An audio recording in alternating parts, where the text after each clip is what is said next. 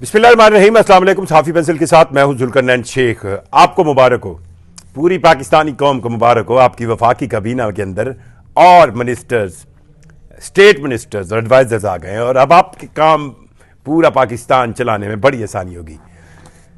कितने वजीर आए हैं आपको पता है? और 13 वफाकी वजीर, 11 स्टेट मिनिस्टर और 4 एडवाइजर। 3 एडवाइजर हैं कि 4, अब में 27-28 लोग अब आपकी काबीना में और हुए। अब मुझे ये समझ नहीं आती कि हुकूमत, एक तरफ तो ये आपने पिछले दिनों सुना होगा वजारत खजाना का कि जी IMF से बात हो रही है, हम वजारतें ख़त्म कर रहे हैं, वजारतें जिनकी ज़रूरत नहीं है उनको मर्ज कर रहे हैं, अपने एक्सपेंस कम कर रहे हैं। तो फिर ये वजीरों की नई फौज लाने की क्या ज़रूरत थी?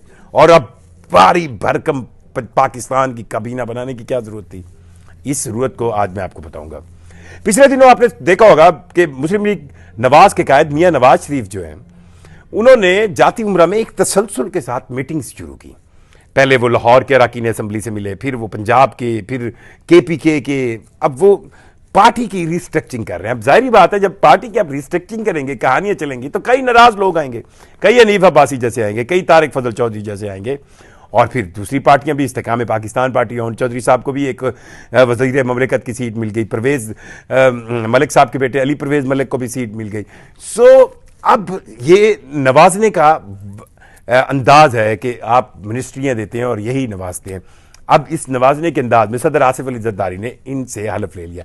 अच्छा, दूसरी तरफ ये भी बड़ा इंटरेस्टिंग केस है कि पिछले दिनों सदर आसिफ अली जरदारी लाहौर आए हुए थे और उनसे भी पीपल्स पार्टी के अरकान असम्बली ने मुलाकात की और उन्होंने बड़े दुखड़े सुनाए अपने अंदर के कि जनाब, हमें तो पंजाब में बिल्कुल लिफ्ट नहीं कराई जा रही, पावर शेयरिंग में जो जो वादे हमसे किए गए थे वो बिल्कुल पूरे नहीं हो रहे, आप बताएं हम क्या करें। तो फिर सदर जरदारी साहब ने उनको दिलासा दिया कि अभी ये भी कहा कि ये हुकूमत हमारे कंधों पर खड़ी है, और ये कहा कि नहीं, अभी हमने पाकिस्तान के वसी तर मफाद के अंदर इनको साथ लेकर चलना है। आप थोड़ा सा टाइम गुजार लें, हिस्सा मिलेगा आपको। दोनों जमातें पार्टी सेंस में बड़ी तवज्जो दे रही हैं। अब आप कहेंगे ये मैं क्यों इस तरह बात कर रहा हूं, क्या इनकी पार्टियों के अंदर कोई रोल है? देखें, ये तो हकीकत इनको पता है कि अगर आज की डेट के अंदर अभी पाकिस्तान के अंदर इंतखाबात हो जाएं तो इनकी क्या वर्थ है और क्या है इनकी अवाम के अंदर पजीराई, वो सबको पता है। अब रहस है कि फिर यही पार्टी अहदेदारान MNA MPs होते हैं जिनको अगर आप साथ नहीं लेके चलेंगे, electables, you remember this word, electables. Pakistan की एक भारी भरकम काबीना अब दोबारा बढ़ गई है और इसके अंदर 27 लोगों का और इजाफा हो गया।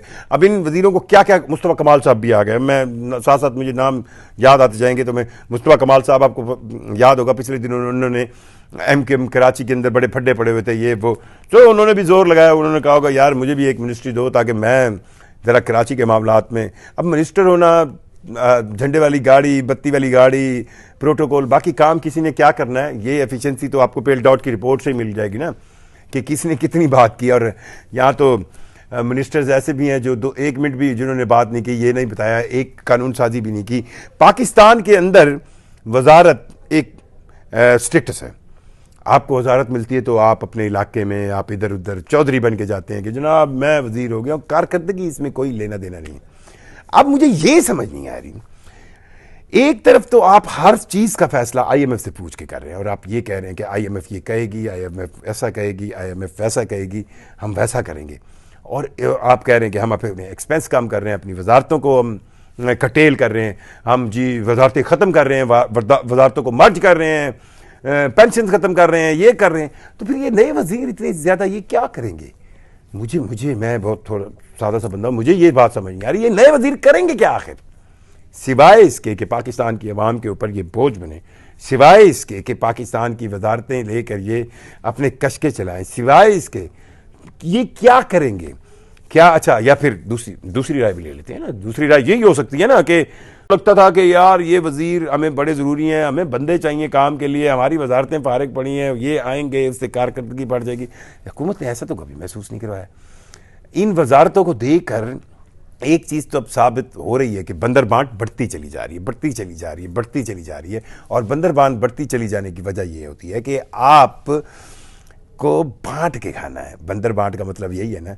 और बांट के आपको उस वक्त लगता है खाना, नहीं तो यहाँ तो हम भाई भाई को रोटी ना दे, जो हमारा हिसाब किताब है एज ए कौम, हम जिस इज्तिमाई सोच की तरफ है, یہ اس لیے ہوتا ہے کہ کل یار اس کی ضرورت پڑے گی، کل یار مجھے اس کی ضرورت پڑے گی. پاکستان کی تاریخ کے اندر بڑی کابینہ آئی اور ہر آنے والی کابینہ کو دیکھ کر اس وقت کی ملک کی اپوزیشن یہی کہتی ہے یہ دیکھیں فوج ظفر موج بھرتی کی ہوئی ہے. لیکن جیسے ہی وہ اپوزیشن بھی آ جائے، مطلب خان صاحب کے دور میں بھی ہم نے سنا کہ جی بڑی کٹیل ہوگی، لیکن وزارتیں انہوں نے بھی دھڑا دھڑ دے دی. اب کرتے کیا، پاکستان پیپلز پارٹی نے ان کرنٹ وزارتوں میں حصہ نہیں لیا، وفاقی وزارتوں میں حصہ نہیں لیا. انہوں نے ابھی تک سندھ پر اکتفا کیا ہوا ہے، صدارت سنبھالی ہوئی ہے، گورنرشپ لی ہوئی ہے کے پی کے اور پنجاب کی. سو وہ کانسٹیٹیوشنل عہدے انجوائے کر رہے ہیں اور وہ یہ شو کرنا چاہ رہے ہیں کہ یہ موجودہ حکومت جو ہے وہ پی ایم ایل این کی ہے اور اس کی کوئی بھی اگر وزن ہو یا اس کی کوئی بھی نیگیٹیوٹی ہو وہ ان پر نہ پڑے. سو یہ ٹائم بھی آ جائے گا، یہ پتہ بھی چل جائے گا کہ عوام کو کیا اتنا شعور نہیں ہے کہ یہ حکومت جو ہے وہ اتحادی حکومت ہے اور اس حکومت کے تمام تر معاملات مل کر چلتے ہیں. سو ان وزیروں نے آج جب حلف لیا صدر آصف علی زرداری سے تو ایک طرف تو یہ حلف برداری تھی اور کچھ ہی دیر پہلے جو شیخ خالد بن محمد بن نہیان جو کراؤن پرنس ہے ابوظہبی کے، وہ بھی آئے تھے، ان کو بھی بلایا گیا تھا. اب ان کو اس لیے بلایا گیا تھا کیونکہ ابوظہبی کی طرف سے یا یو اے ای کی طرف سے ملنے والی جو فائنینشیل ایڈ ہے اسی پر ہم کھڑے ہیں، صرف ایڈ ہی مل رہی ہے. اور کمال قسم کے پروٹوکول بھی دیے جناب معزز وزیر اعظم صاحب نے معزز مہمان کو، چھتریاں پکڑنے یہ وہ. پر یہ ہم نہیں سوچ رہے کہ یار کم از کم ہم ان وزیروں کی اتنی فوج سے کیا کام لے رہے ہیں، کیا ایسے کام ہیں جو آپ کو لگ رہا تھا کہ پہلے جو کیبنٹ اتنی بڑی بیٹھی تھی اس سے نہیں ہو رہے تھے اور آپ کو لگا کہ نہیں یہ بندے اب 27 بندے اور انجیکٹ کریں پھر ہمارے کام چلیں گے. یہ سوال بہت اہم ہے. اب اس دور سے ایک چیز تو نظر آ رہی ہے کہ حکمران جماعت کو یا حکمران اتحاد کو یہ تو لگ رہا ہے کہ انہیں اب اپنی جو ارد گرد لوگ ہیں ان کو بڑھانا پڑے گا، ان کو زیادہ حصہ دینا پڑے گا، ان کو oblige کرنا پڑے گا تاکہ کل کلاں کب ہے یہ بہت امپورٹنٹ سوال ہے کہ کل کلاں سے مراد الیکشن ہی ہوتی ہے اور اگر وہ الیکشن آئے تو یہ لوگ پھر سے ان کی سپورٹ کر سکیں. بہرحال ان وزارتوں کو اچھا ان کے ابھی تک قلمدان سامنے نہیں ہے، وزیر بن گئے، ان کو قلمدانوں کی ضرورت بھی نہیں ہوگی. وہ کہیں گے بس وزیر بنا دو، سانو وزیر بنا دو، باقی بعد ہی ویکھاں گے. سو وزیر وہ بن گئے، مبارکباد ہو ان کو. قلمدان کون سی ہوں گی، ان کی پرفارمنس کیا ہوگی، کیا کیا ان کو ٹارگٹ دیے گئے. اور اگر نئے وزیر بنائے گئے تھے تو پچھلے وزیروں سے پھر پوچھیں نا. آپ اگر کسی سمپل ادارے، میاں نواز شریف صاحب، میاں شہباز شریف صاحب نے بڑے اپنے ادارے بنائی رکھے ہیں، کسی آفس میں جائیں آپ، اگر نئے بورڈ آف ڈائریکٹرز یا آپ نئے جی ایم یا آپ نئے وی پیز اینڈ کر رہے ہیں تو پرانے کو پھر آپ نکالیں گے نا، پھر پرانے وزیر نکالیں. کون سا وزیر تھا جس کی آپ کو لگ رہا ہے کہ یار اس کی پرفارمنس نہیں ذرا دیں؟ میں کہہ رہا ہوں پھر تو بہت بلے بلے ہو گئی کہ یار یہاں پہ تو کوئی احتساب ہے، یہاں پہ تو کوئی لینے دینے کی بات ہے، یہاں پہ تو کوئی گورنمنٹ کاؤنٹ کر رہی ہے. یا پھر آپ صرف بس وزیروں کی تعداد بڑھا کر پاکستان کے عوام کا ٹیکس کا خرچہ ان کے اوپر بوجھ بڑھانا چاہ رہے ہیں تو ٹھیک ہے بڑھائیں، آپ کو کون روک سکتا ہے، پہلے بھی بڑھاتے رہیں. کوئی تو وقت آئے گا نا جس وقت آپ سے عوام پوچھے گی، آپ کا احتساب ہوگا اور آپ کو بتانا پڑے گا کہ یہ وزارتیں کس کھاتے میں آپ بانٹ رہے ہیں. مجھے ذوالقرنین شیخ کو اجازت دیجیے. اللہ حافظ.